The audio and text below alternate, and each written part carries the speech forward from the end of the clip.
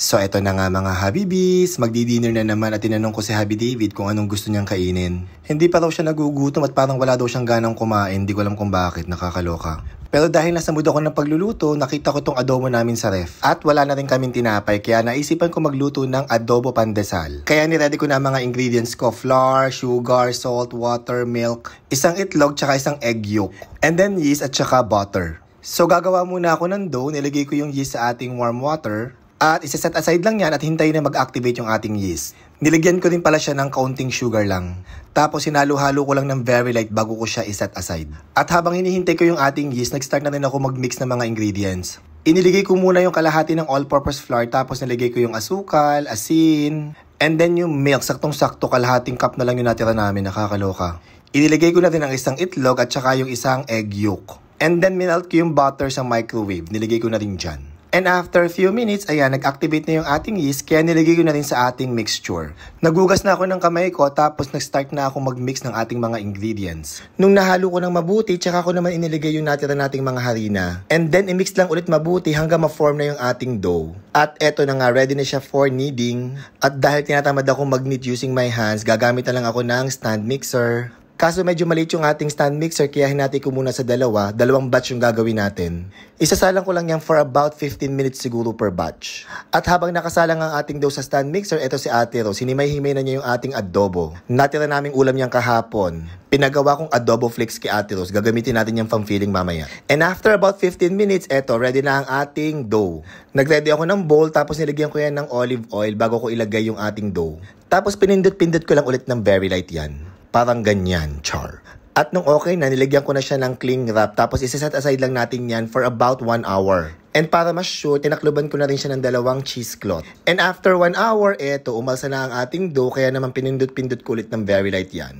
Nag-e-enjoy talaga akong gumawa ng tinapay. Medyo matrabaho siya, pero very satisfying naman in fairness. Nung okay na yung ating dough, hinati ko na siya sa 2 at nag-start na akong gumawa ng mga smaller pieces. Gumagamit ako ng timbangan para pareho siya ng sukat, pero hindi ko din naman ma-perfect, nakakaloka. Yung isang tinapay may bigat na mga 50 grams. Tapos nakagawa ako ng mga about 20 pieces ng tinapay dyan. At nag-start na nga ulit akong mag-knead ng ating mga maliliit na dough para ready na siya for filling. Kaya ayan, niligyan ko na siya ng adobo flakes. Sana lang talaga wag yan lumabas mamaya pag binig ko na sa oven. After malagay ng filling, close ko na yung dough at ang hirap talagang magsarado niya, nakakaloka. Hindi ko na pinerfect kasi kami lang naman ang kakain. And after that, pinagulong ko na sa breadcrumbs. Pinapino ko kay Ate Rose yung mga breadcrumbs para naman maganda. At eto na nga, ready na ang ating mga adobo pandesal for baking. Nag-preheat na ako ng oven kanina at ibibake natin ang ating adobo pandesal for about 15 minutes under 180 degrees Celsius. And after 15 minutes, eto, ready na ang ating adobo pandesal. Ang bango ng buong bahay, nangangamoy tinapay. Yan, Lim, tikman mo yung aking... nag-try ako yan, ilagay yung adobo sa pandesal. I-try mo. May mga lumabas nga yung ibang konti, na mantika. Ako yung nag-suggest sa'yo na gawin to, diba? Ikaw ba? Hindi ko sure. Parang sabi ko dati. Ay, talaga ba? Ayan, tingnan mo. Maybe alam ko na kung bakit may mga lumabas. Bakit? Kasi may mantika ang adobo.